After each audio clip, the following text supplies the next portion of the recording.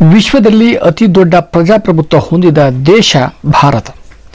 ಭಾರತದ ಸಂವಿಧಾನವನ್ನು 1949ರ ನವೆಂಬರ್ 26ರಂದು ಅಂಗೀಕರಿಸಲಾಯಿತು. ಅಂಗೀಕರಿಸಿದ ದಿನವನ್ನು ಭಾರತದ ರಾಷ್ಟ್ರೀಯ ಸಂವಿಧಾನ ದಿನ ಎಂದು 2015ರಿಂದ ಆಚರಿಸುತ್ತಾ ಬಂದಿದ್ದೇವೆ. ಭಾರತ ಸಂವಿಧಾನದ ಕರ್ತೃ ಡಾಕ್ಟರ್ BR ಅಂಬೇಡ್ಕರ್ ಅವರು ರಚಿಸಿರುವ ಈ ಸಂವಿಧಾನದಲ್ಲಿ 10 ಹಲವು ವಿಶೇಷತೆಗಳನ್ನು ಹೊಂದಿದೆ. ಆ ವಿಶೇಷಗಳು ಮತ್ತು ಸ್ವಾರಸ್ಯಕರಗಳ ಬಗ್ಗೆ ತಿಳಿದುಕೊಳ್ಳೋಣ.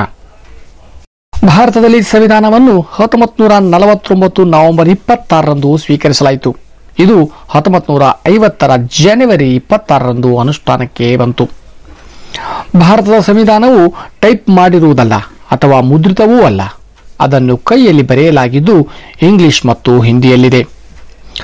ಭಾರತ ಸಂವಿಧಾನದ ಮೂಲ ಪ್ರತಿಗಳನ್ನು ವಿಶೇಷ ಹೀಲಿಯಂ ತುಂಬಿದ ಕವಚಗಳಲ್ಲಿ ಸಂರಕ್ಷಿಸಲಾಗಿದ್ದು ಇದು ಭಾರತದ ಸಂಸತ್ ಭವನದ ಗ್ರಂಥಾಲಯದಲ್ಲಿದೆ.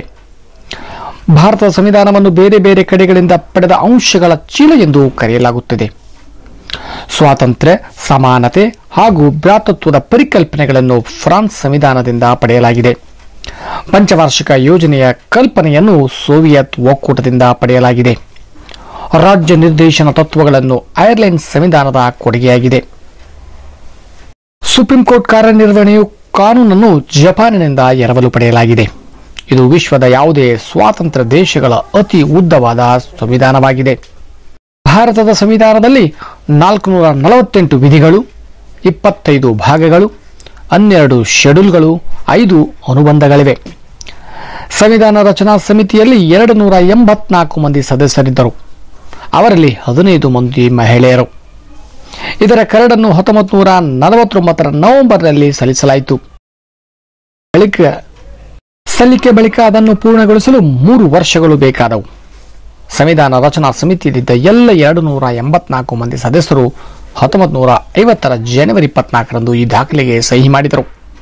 1950ರ ಜನವರಿ 26ರಂದು ಇದು ಅಸ್ತಿತ್ವಕ್ಕೆ ಬಂತು.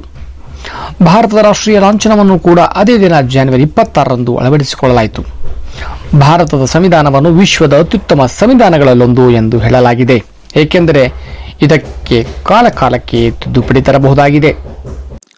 ಇಂತಹ 10 ಹಲವು ವಿಶೇಷಗಳಿಂದ ಕೂಡಿರತಕ್ಕಂತಹ ಭಾರತದ ಸಂವಿಧಾನವನ್ನು ರಚಿಸಿದ ಸಂವಿಧಾನದ ಶಿಲ್ಪಿ ಡಾಕ್ಟರ್ BR ಅಂಬೇಡ್ಕರ್ ಅವರನ್ನು ಸ್ಮರಿಸುತ್ತಾ ಹಾಗೂ ಅವರಿಗೆ ನುಡಿದ ಮನಗಳನ್ನು ಸಲ್ಲಿಸುತ್ತಾ ಭಾರತದ ರಾಷ್ಟ್ರೀಯ ಸಂವಿಧಾನ ದಿನವನ್ನು ನವೆಂಬರ್ 26ರಂದು ನಾವೆಲ್ಲರೂ ಸೇರಿ ವಿಜೃಂಭಣೆಯಿಂದ ಆಚರಿಸೋಣ. ಧನ್ಯವಾದಗಳು.